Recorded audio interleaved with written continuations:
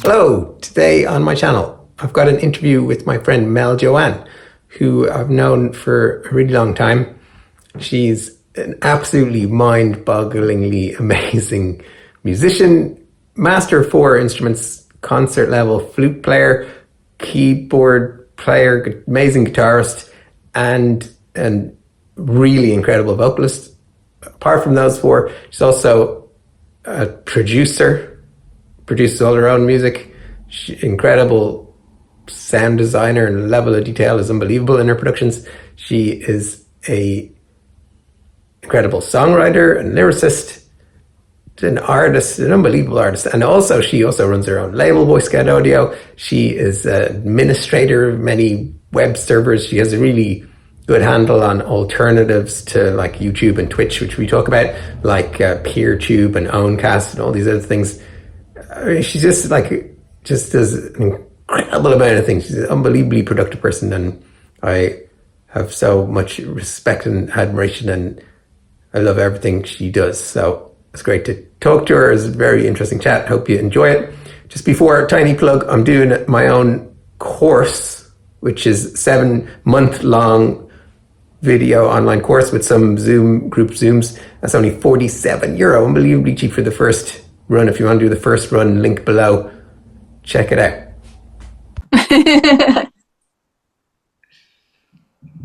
Cool. So, okay. What have you been up to? Just right there. I was struggling with some server admin. Yeah. Oh my God, there's always like weird problems that you've got to fix, and like with your website. Yeah. Do you know I'm running my own websites, and then I'm running some stuff for my local experimental music collective that a couple of us are using, like this open source streaming software called Owncast. Right. That I tried to just get everybody interested in this because it's super cool. Like alternative to Twitch and YouTube streaming and that kind of thing. So it just means you've got like this more control over your channel. Like there's no ads, there's no messing around. Like there's you can you're completely free to sort yourself out as a musician. Like this, because Twitch will just they'll just claim that you are actually DJing an Ed Sheeran track just randomly and just mute all of your videos. Like it's just nonsense. So yeah, this is much better for musicians, I think. And as well, like Dave's Twitch just like gobbles up, especially if you're not in the US, it just like takes a comedy sized cut out of all your subs and your bits and your all this kind of monetization that they have going. So again, like Owncast is way better for that. You can just like pass the hat around basically, and just, it works better, I think. Cool. And how does it work, like in terms of the setup itself? Like if you're doing a stream, do you still have to use like that what's it called, open OBS, open broadcasting software? You can use that. Yeah, you can still use that if you're used to that. You can use any software you want to connect to it. It's basically just a protocol called RTMP. You can connect any way you want, so there's no difference really if you're sending it to Twitch or if you're sending it to Owncast. Yeah. Any streams coming up? Yeah, I'm trying to get back to weekly streams, but it's not happening this week. I'm after shooting a music video the other day as well, so it's just like this the next day, like completely just gone. So I'll try to get back to it next week now. I'm trying to do a weekly stream. I also do a monthly stream from our gig, The Spirit of Gravity in Brighton. We do a monthly gig, and I'm streaming that, and I'll be doing the sometimes I do the visuals if Chris isn't around. It's just the guy who usually does some lovely visuals. So I'll stream that as well. I stream that every month. Deadly. Yeah. And when's your stream? Like if you do one? It's usually kind of around now, like around around Friday, usually Fridays, Yeah. 3 or 4. Okay. But what I do is I go to, if you want to go to gravitons.org, I now have like a calendar set up. So I'll just set, again, it's open source software called Gancio, and you can just put it all in, put all your events in, and it means you don't have to deal with frickin' Facebook events, all that kind of shit. Yeah, I've had enough of them a while back. Not doing them anymore. Oh Jesus, Facebook, like, yeah, it just wants your money, doesn't it? Like, it will literally just hide your event unless you give them money. So fuck that, you know. Yeah, no point in doing that. And so, yeah, that's a lot of admin stuff to do, isn't it? It is, but I'm a huge nerd. Like, I love learning this stuff as well. So I've always run my own website, but I've never done this kind of server administration, sort of setting up software, server software, all this. And I'm just like obsessed with the Fediverse right now. Like, I probably bored you about this before. No, I don't think I've not heard you mention that. Okay. Before. I don't think. What is it? Well, this is like it's like you've probably heard of Mastodon. Yeah. That's the kind of the Twitter alternative sort of microblogging thing. So there's loads of other things that are interoperable with this thing. So it'd be the equivalent of, say, you say you have a Facebook account and you just want to use your Facebook account, but you want to know, you want to follow someone's Twitch and see it in your Facebook feed. You can do that. Obviously, they're not going to let you do that. Like, Facebook and Twitch just want you to be obsessed with their own platforms and never, ever leave and just view all their ads forever, like Clockwork Orange. Like, but with the Fediverse, it's all interoperable. It's all open. It's no one owns it. It's community owned, community run. So this is why I am obsessed with it. And I've got like, we've got our own little server going. It's like funded by the Arts Council of England, so I didn't even have to pay for server space or anything like that. So yeah, that's what we're doing. That's brilliant. So is it like you've got a login that works for all the different things? Yeah, so I'm doing it all via like the Linux CLI. So basically I look like a super cool hacker just going like that, and there's a like terminal stuff going and like matrix kind of numbers. So like, yeah, but like insofar as using it, you just use it in your browser like anything else. Like, there's also a YouTube alternative called Peertube. Yeah. So I've got that set up as well. And yeah, you can just go to tv.gravitons.org, for example, and you can see our Peertube, and I've got all my music videos up there, and yeah, and some other. I'm trying to just not be the only one using this. Like, some other people have uploaded some stuff, but yeah, just like, yeah, I'm a total bore about this now. Like, I'm evangelical about this. Well, I mean, it's early days, but yeah, it is early days. It sounds cool, though. It sounds great. I think it's cool. Put those links in the description and check them out. Deadly. It's like, I know a very common topic of conversation in like lots of different places, like but music groups that I'm in, and everyone's talking about how just social media is just kind of really, it's just bad for you, and it's not, you know, it's not producing anything good in terms of like, if you're just like looking to see what music is coming out or anything, then things with loads of likes or whatever, loads of push on social media is not good. It's not like the good stuff has floated to the top and come to you that way. So people are telling me they're doing all kinds of different things, like from Discord groups or Telegram chats, even, where people are like sending each other files on Telegram, and there's all kinds of other different things happening now to like find out about music. Yeah, and we have to, because it's just, the algorithm does not love kind of outliers, I guess. So you're talking like any kind of interesting music, like you've got to just, the kind of algorithmic hacks that people are trying to employ, like as musicians, it's just heartbreaking. Like, it's ridiculous, and we're all just kind of the servants of Mark Zuckerberg and the likes now at this stage.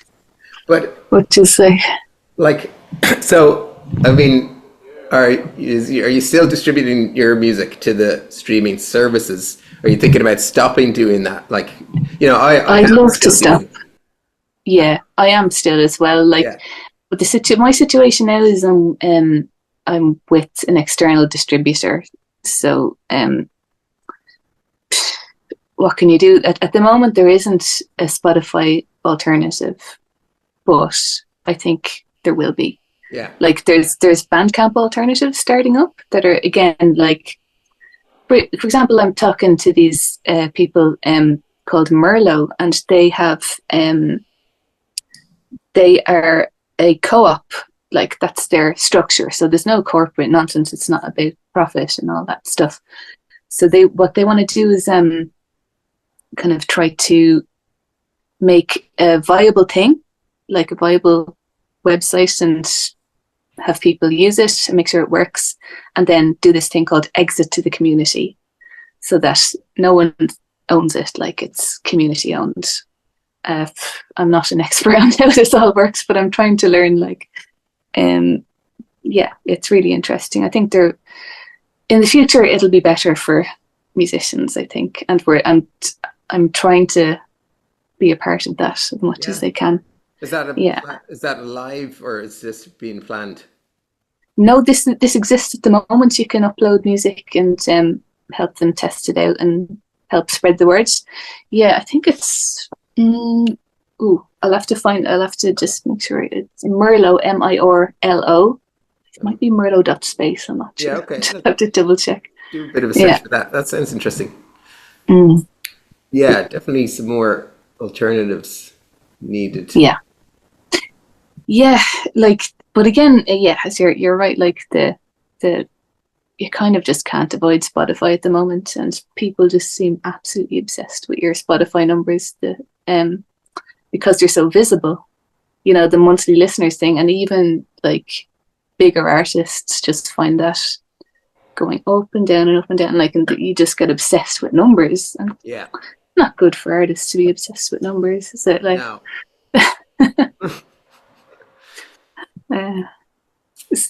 Anyway, like, funnily enough, this is what my entire album is about, my forthcoming album. Just the dystopia we are living in as regards, like, social media, big tech, and how they kind of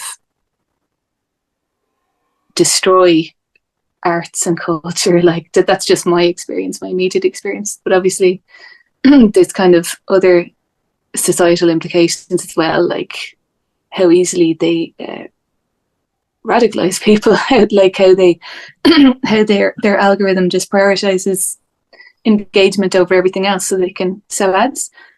And so I don't know, so this is how it happens. Ted Gioia, his Substack's great, Ted Gioia, and he's been like writing a lot of articles over the last 6 months or so about the kind of decline of, like, he's got an amazing, interesting background in music. He was a jazz musician and like a music writer. He wrote the history of jazz, and he also worked in Silicon Valley and has that kind of experience of like working for big companies and doing like whatever, investing in companies, and he knows a lot about the tech world as well. And he just describes how the technology was full of promise and hope in the past, and it's become worse and worse for the user of these technologies. Cory Doctorow describes that as an enshittification. Have you come across that word? Yes, that's pretty good. Pretty good words, yeah. And like, why is Ted, what's his name, still on Substack? Just Ted Gioia. Like, just there's loads of alternatives now. You could move to. Well, I guess people just get used to it. Probably one of the most successful Substack writers, but I guess like, he doesn't want to leave all that income behind. Like, it's good income though what he's making from Substack, and he does believe in that as a platform, as in they don't take a big cut. And I don't think their moderation policies are great. There was a big like just again, I just vaguely remember this kind of, why are there now Nazis on Substack? And the Substack, I was like, I don't know, free speech, I guess, like money, I don't know. So like, I don't like Substack for that reason. Right, I didn't know. But yeah, but Jesus, that'll happen with any, again, like that'll happen with any big tech platform, any big social platform. They're run by those type of people, I think. But yeah, there are alternatives if you want. But some, again, yeah, like I totally understand. Sometimes it's literally, you can't escape it. I'm still on all those crappy platforms as well because all my friends are, and yeah, like I literally just would not have a way to talk to some people if I moved. Yeah, like you can say, okay, I am now moving and I am only reachable on Matrix. Like, and if you ever tried to use Matrix, it's great. It's really hard to use actually. So like, or IRC or something like that. So you're just kind of cutting a lot of people out of your life. These people now, like these companies own our relationships, our social relationships. So it's a terrible position to be in, like, I think. But I mean, my wife was just saying to me earlier today, how do you know that your relationship with social media isn't unhealthy? And that's a really good question. And I'm not sure how you know. Like, I'm still thinking that Instagram's there. Like, I do like one post a day as some sort of like strategy to gain followers there, also on YouTube, and like, you know, as a kind of business strategy, basically to like build an audience and, you know, have a bigger audience for my music and courses I might make. And, you know, that's a business strategy that I have. But I don't know, is that how you're approaching it still, that like you're doing it for the promotion of your own music? Yeah, like, I mean, I wouldn't be able to do it once a day, but yeah, it's sometimes like if I have kind of some videos to share, I might schedule them, do it once a week. But yeah, you're right. Like like people are using these platforms. People are on Instagram. It's kind of the only way for people to know that you're releasing stuff a lot of the time. Like, I do love, I'm on Mastodon as well. I'm on Goto Social, which is another way to access the Fediverse. Goto Social is really good. So I do find a different group of people around there, and actually, you know, maybe they're just more naturally interested in like we're more in sync with our values, so they're like maybe more interested in the kind of music I make, and vice versa. I'm more interested in the kind of music they make. There's loads of amazing like experimental electronic musicians on there, for example, that I found. And we're all using faircamp as well, like this self-hosted thing called faircamp. If you go to faircamp.meljoann.com, I'm on all the things, all the new things. Yeah, what is that, faircamp? That's like, you know, when the bandcamp sort of thing that, like, they started to implode, and they started to fire all their members, like, that were trying to start a union because Epic bought them, and then this other company bought them. I can't even remember. So this thing took off called faircamp, and it's you self-host it. You have it on your own website, and it's like there is a little bit of Matrix style, like, terminal business needing done, but I did a tutorial on it, and it's on my website, and it was such a lovely feeling, like, that people were using that tutorial, and they were posting it on Mastodon saying, "Oh, thanks, Meljoann, I used your tutorial," and I got my faircamp up, and then I go to their sites, and they're fucking brilliant musicians, and it feels like it's a really rosy, lovely feeling, like, in total contrast to my feelings on the other social networks where I feel I've got no agency, I've got no, like, I'm not helping anyone, like, you know. Yeah. I feel like I'm actually, we're all helping each other out on this. Sounds wholesome. Yeah, it's fucking awesome. Like. And is it like on your site so people can listen and buy the music? And is that yes, totally. Yeah. Yeah, you can, there's like what we call a soft pay curtain there. So technically people can download for free if they want. I don't care at this stage. Like I'm poor myself, like I can't afford to buy music at all. I would prefer if someone wants it that they have it, you know, rather than just can't afford it. So that's how I've done it. Yeah. So I've got my first 2 albums up there. Cool. You don't have them, get them right now. Yeah.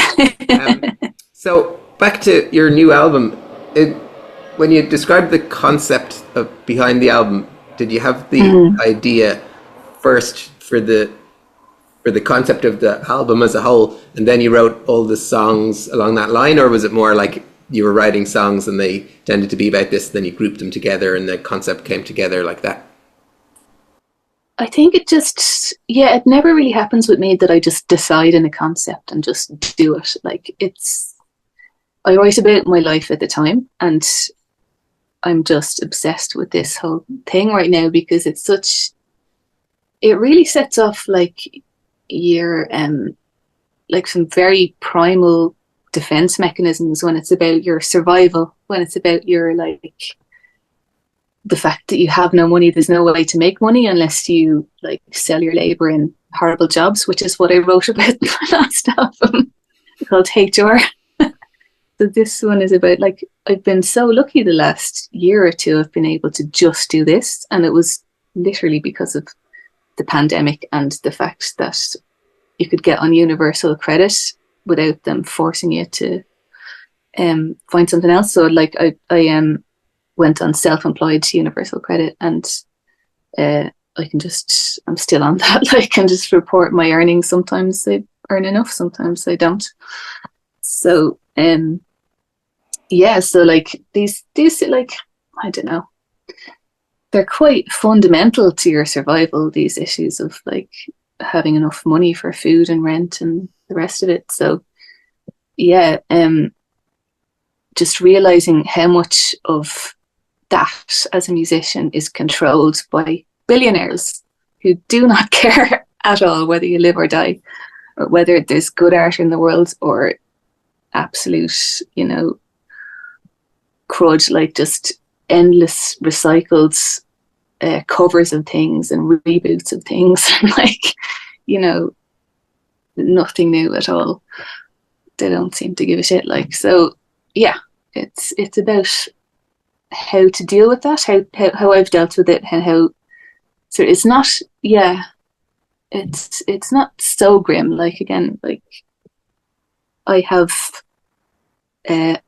alternatives, my eye on alternatives and community building and just being a big old anarchist and finding your people. Like, it's about that as well. Yeah. Sounds brilliant. It is brilliant. You've heard it, haven't you? Yeah. Yeah. Grand. So you can say that it's brilliant, and you know, everyone will believe you. So I think we should just say they'll find out for themselves. Yeah. Is it like, so all the kind of thoughts going around your head about how life is, they turn into songs? Do they come in the form of ideas for songs? Like, how does the process happen for you that an idea for a song comes? Usually for me the production ideas happen first. So I will be I can kind of just go into a little trance and hear things that I want to make, and then just make them over there. And then can sort of see the shape of how the song should be. some imagery with the lyrics, and kind of I go into sort of quite a dreamy state, and I find I can, like, my subconscious does a lot of the work for me. Like, there is obviously technical work to be done as well, but yeah, sometimes I literally just dream the chorus of a song and just try and sing it into my phone in the morning. Like, yeah, sometimes it happens like that. You've dreamt of how the song will sound. Yeah, it's usually the chorus for some reason, and then I write the rest of it when I'm awake. Wow. And like sometimes dreaming videos as well. I love when that happens. Yeah. Yeah. Good old subconscious. Doing me right. Do you see the like fine details of it, or just a general idea of how it will look? In dreams, or I guess like I hear it, so I have like its vibe, and I have its basic sort of tonality and stuff like that. And I sometimes just a feeling about the production rather than like details, I suppose. And then it's a matter of trying to make what you hear, so that's where your technical skills come in. Yeah. Super interesting. Yeah, I've been chatting to lots of people about this creative process and being in flow and all that, and just getting your maybe conscious mind out of the way as much as possible. But it's hard to do it. I would like really not doing it. Like when you're working on music and getting into like the dream-like state, and do you find you can like sustain it for hours in that concentration, or is it like shorter time? Yeah, for me, I think I tend to work when it's kind of intense creative work like that. It tends to be maybe 4-hour sessions, kind of, and I can, then I can have some lunch, come back at it if I need to. But yeah, I just find in general in life, I think my brain works like that. My subconscious is quite close to my conscious, and I can just grasp in and like take whatever I need. So that's handy. Like, that's brilliant. But yeah, it's not like it's just the way it works for me. I think maybe for other people it works in a similar way, but they just don't interpret it like that. Or like I think for you, did you say like it kind of happens? Sometimes ideas happen through the process of like playing with gear or playing with your guitar, and like ideas will just kind of come together under your fingers nearly. I think I did it that way for a really long time. Like just as a practice, it's really fun to just start up equipment and then just start to stuff to come. And it's like after doing it that way for a fair few years, I'd say I started trying something else as well, which is like to be like outside, just walking and doing other things like walking the dog or something like that, and then just like singing ideas and getting ideas like that, and just taking voice notes. Cool. And we're turning those into songs, and I really like the way those ones develop, as they're kind of different. Yeah. Because maybe there's no intention to do anything really, so you're just strolling along, and then whatever happens there, it's very kind of maybe more from the dream-like or subconscious mind. I think so. Yeah. And I think as well, like in that state, like all of your like your past listening and all your influence and stuff, I think it coagulates in a very natural way as well. Yeah. And kind of comes out filtered through you and your experience and your life. Yes. So exactly. I think I really like that process as well. Yeah. Yeah, same. It's nice. Or picking up an instrument again, it's totally different. If I pick up the Mm, guitar, yeah, I've got all the years of playing guitar. yeah, It's it's interesting how some people will start to just use different tuning systems or something to like, I'll tune the guitar just to differently break. so that I Yeah, won't know anymore the chord shapes and scales, and I'll break out of all that. yeah, they did want. Yeah, that totally makes sense. Like if that's how you work, you want to kind of break your habits so you don't Yeah, kind of repeat yourself. I think when I used to write with a guitar, sometimes I used to just kind of go, ugh, and just like just do a random shape with my fingers and just see what that sounded like, and then try and mold that into something. And that's got quite some interesting sounds that way, kind of discordant sounds. And yeah, then that's where I use my dreamy mind to kind of go into that chord sound and see what it's saying to me, like what kind of imagery it gives me and stuff like that. That's another way you could do it. that's very interesting. And you play quite a few instruments, so would you Mm. sometimes like start on a different instrument for a change? Yeah, I've been completely neglecting my practice now. I have to go back to it next week because I'm gonna start and mold my live set again. Um, oh yeah, it's heartbreaking. Like there's one stage like I just realized I hadn't picked up my flute for like a year, and I just went all the way with the fucking flute, like it's like um sort of concert level classical flute. Wow. But I just didn't want to obviously be a concert flautist. Otherwise, that's what I would.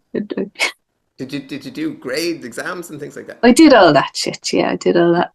Um, but yeah, I've used it just a few times in my actual work, my songs, like my albums. But it's usually more as a texture. And what happens to me is I can completely get out of practice, and I'm back at the level I was like when I was 14 or something. And oh, it's so annoying.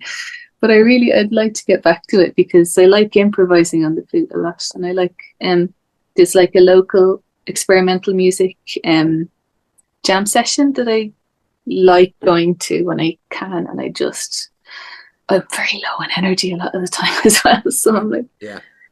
yeah. But these are all things I want to fit in. Yeah, back to flute, back to keyboard, back to guitar, and back to voice because my voice is in tatters now. You can probably hear us all croaky. Yeah, I've got to get those muscles happening again. I mean, it's a staggering amount of things to do on top of Yes. like production, songwriting, and all that. I mean, it's like Yeah. several full-time jobs. And video making. Another full-time job. They're Yeah, all, yeah, like really I'm remarkable. laughing at myself. Like it is like fucking other people are doing this kind of thing with a team of 20, like, Yeah, you know. But yeah, this is why I'm a time management and note keeping nerd on top of everything else because you have to right. be like, Yeah, I'm into like org mode. The very nerdy among your watchers will know what org mode is. I don't. Fucking Emacs, like, fuck Emacs, like. What, like, in terms of time management for your album, do you plot out it's gonna take this long? Do you try and organize the sessions, the production, the mixing, all those things? Yes, I have to. There's no other way to do it, and especially um, fundraising. Like in terms of, I've been really lucky with getting funding for things like from Help Musicians UK, HM UK, um, and the Arts Council of England. So you in that you kind of submit your time frame as well. So luckily, after doing it a few times, like I do know myself how long things take, and I can, if I have a run at it, and if I'm not forced to work some random crappy job I don't want to work at, I can get things done in, say 6 months or so. I could have like maybe 8 tracks done or so, that kind of thing, from conception to mastering. Wow. Yeah. So that's what I've done at this time, and I did like 4 tracks last the funding run previous to this. Yeah. So that's the way it worked for me this time with this album. 4 tracks that time, and 8 tracks. Is there 12 tracks total? Yeah, or I think I did 9 this time, but I'm not using one of the 4 tracks I did previously, because it's like when I listened back to it, it's like it just seems like more of a collab sort of thing. So I'm kind of keeping that in my back pocket for like it really seems like it needs another vocalist. Right. So I'm trying to find out what I can do with that. Yeah. Cool. Yeah. It's very impressive. I would love to get like a more organized time management thing. I like the album. You're doing loads as well, Jesus. Like you've but it's got that down, surely. The album that I'll release later this year, which I've been like saying it's in the final tweaks for 6 months now, is it's taken 10 years to make that, and it's just kind of sprawling with no conception of like how long will that take, and it's like a really kind of hard thing to finish when it's like I'll add another track at the very last minute and be like, I'll spiral off there, and then I'll do a whole remix all the other ones from before, and then now I'm getting my ears wax removed on Tuesday next week, so I'll probably be back to the stuff going, it's different now. I'm gonna complete redo. No, don't let yourself. Oh my God. No. I know that feeling as well. Like if you've been working on tracks for that long, and then every time you listen to them, you're kind of thinking, oh, I'll change this and this and this, and you just want to make a new track. Like that's what you're feeling. Yeah. But you can't, because that one is like 90% there. Yeah. So there just has to be a cutoff point, isn't there? Like it's so hard. Yeah. Mm. But no, I'll definitely have to just say it's finished, because the artwork will be done and everything. And yeah, at that point, then you just have to go. It's probably harder now, because of if you're not getting a physical thing made, then it's all possible to like just go, I'll just retweak it again. Yeah, endlessly tweaking. Yeah. Yeah. This is it. You just have to kind of say it's finished at some point. Like, I could tweak things forever as well. You just like you can't let yourself do that. Yeah, it's hard. Yeah. Another thing I wanted to ask you about the music playing of different instruments, and I think when me and you collaborated on a track together, it was great because we both understand music theory, so we understand it's like a language basically when you talk about the type of chords or whatever it is. It's like it's do you know the view that if you understand theory it hinders creativity? Have you come across that view? Yes, and usually by people kind of who haven't really found it to be an obstacle for them, and that's totally understandable. I just find, as you said, it's a language. It's I definitely know electronic musicians who hear everything, like they can hear everything, but they won't put a name on it. Like they won't say, oh, that's 5/7 alt or something like that. They can just create the chord themselves in their piano roll or whatever. It's sort of hindering creativity. It's just a way of describing things. I'd never found it to hinder creativity at all. In fact, like the more you learn, I've found just personally, the more you learn about theory and instruments and playing, just means you have a greater palette to hand where you can just it's quicker. you can go, oh yeah, it's this thing, I need to do this chord progression, like, Yeah. and you can do it instead of just trial and error on your piano roll. You can do it quicker. That's all it is. It's yeah. That's what I think too. And it's not like one or the other as well, because do you ever find that sometimes you just do something where you're not thinking about? Oh yeah. I usually don't think about theory at all. It's like I hear something and I can make it. But that's where your experience and your musical experience and your knowledge of theory comes in as well, is that you can when you hear something, you know what it is, or your fingers can do it more easily. So it's useful. It's just useful. It's like a writer or something, you know, if you're not thinking about rules of grammar, you're just thinking of ideas and writing them. And yeah. But if you want to look at the sentence and think about it, you can, but you don't have to. Mm-hmm. That's exactly. You don't need to know what a preposition or an adjective is like to use them. I can't even remember what they are. Yeah. So the gear behind you, do you want to give us a little quick rundown of it? It looks amazing. All this stuff is my partner's. I use them as necessary, but I have this is my stuff here. Right. This kind of stuff. But this synth here, Roland JP8E80, this is my main daily driver. That's on everything I've ever done. I got that synth in the 90s, wow. And I've never needed another synth ever. I know I do use other synths as well, but it's beautiful, absolutely gorgeous. And the gas thing is, I think Behringer have just put out a knockoff that's 20 quid or something, in a tiny little box. And I thought, I might use that for live actually. But yeah, anyway.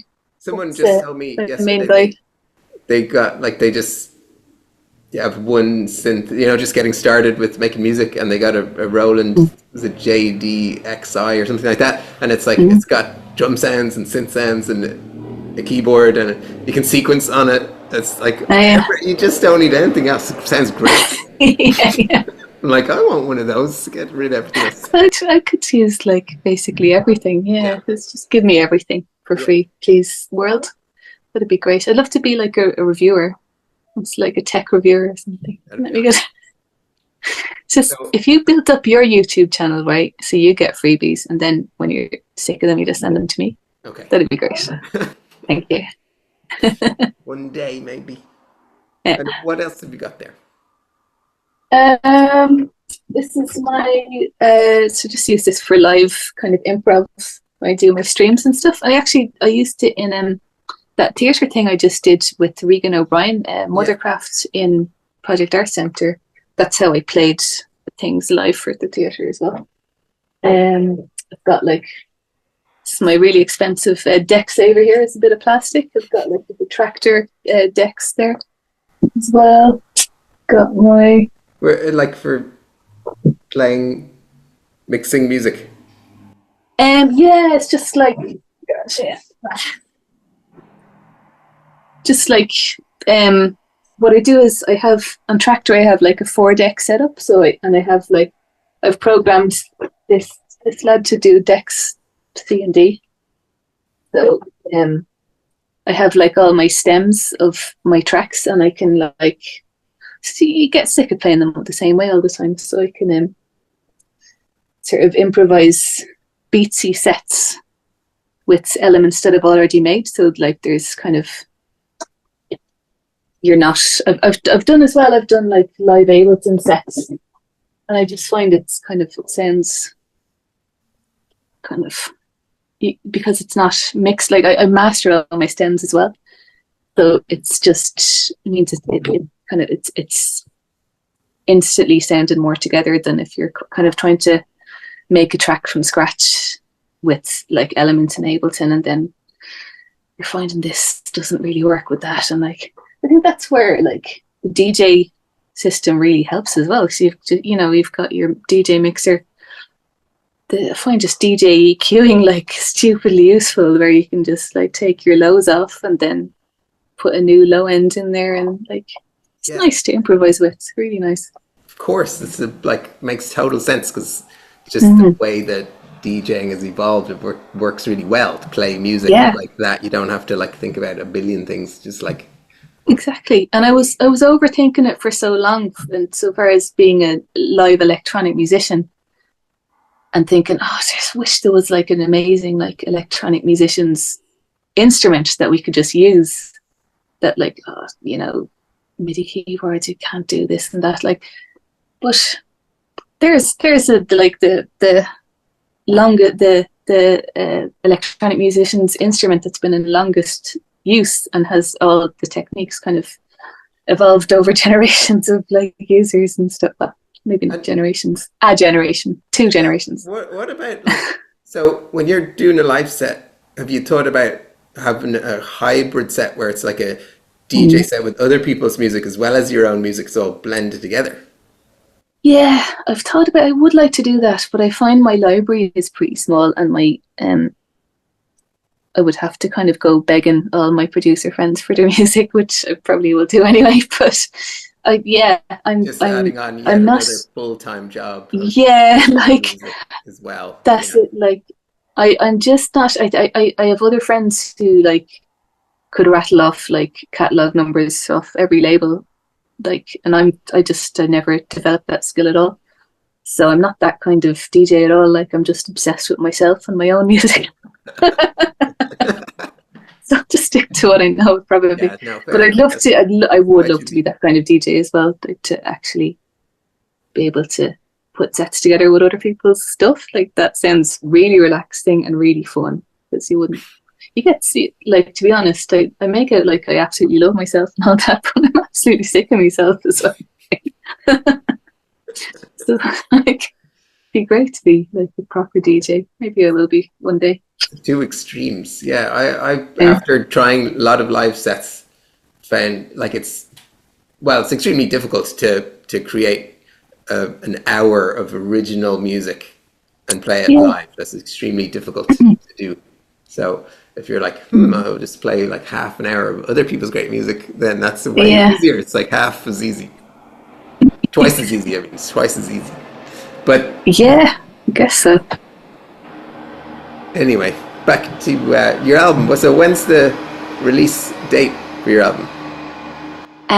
We're after pushing it back. It was going to be in the summer, I think. We're just trying to find a label at the moment. I've got like the next single ready to go and the next video, so that will be out in July. Yeah.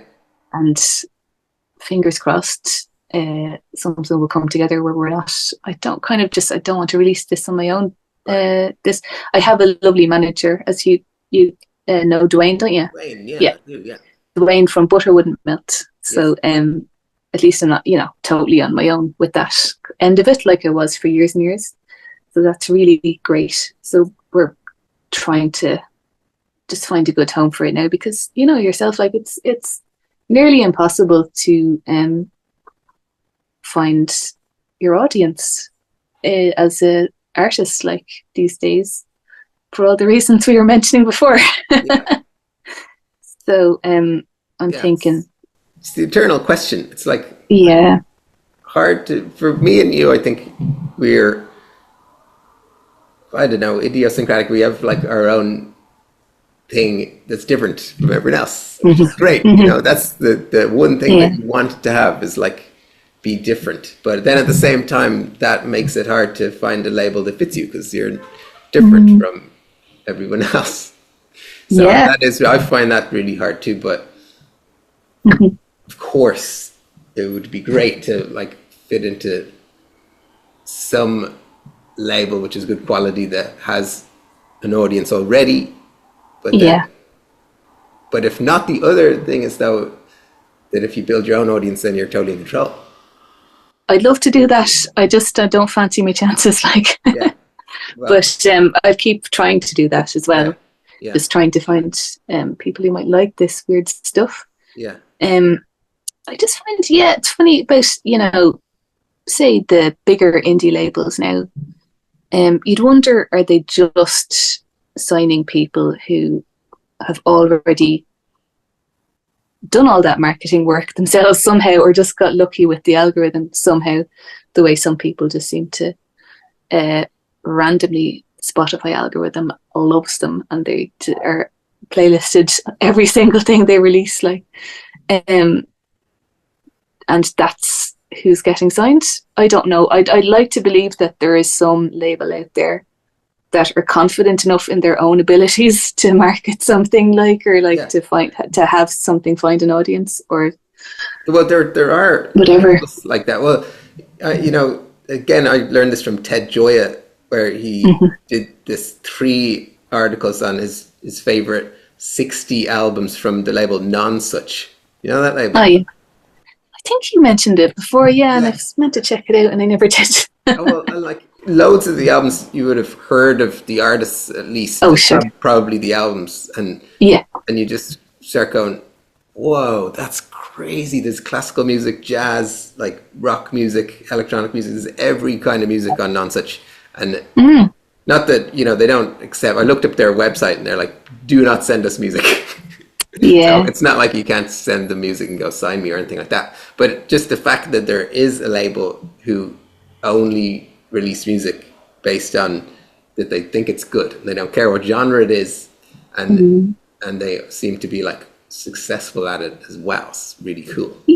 Yeah, and then it goes back to kind of your very old school music industry networking kind of thing that is also quite, you know, gatekeepy, and not everyone has access to that. Like, I never did. I'm beginning to have a little bit more access to that, to know, like, just through my manager being brilliant.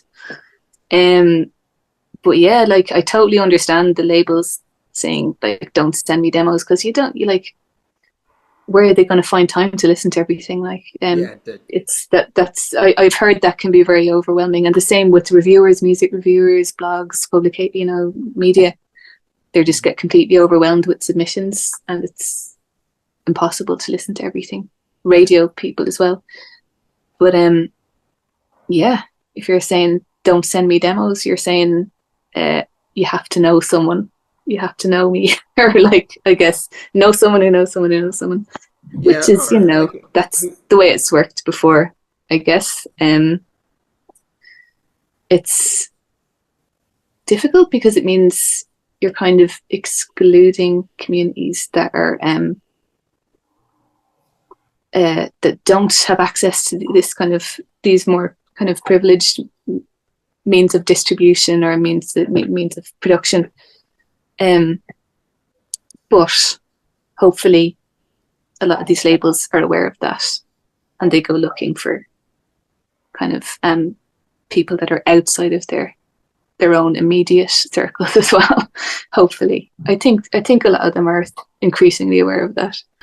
Yeah, it's just where labels get to. Like, when in the 90s, there was Warp and Reflex, and it was like the big dream was to release on those labels, and like you could still send a cassette to some address and like hope they listened to it back then. But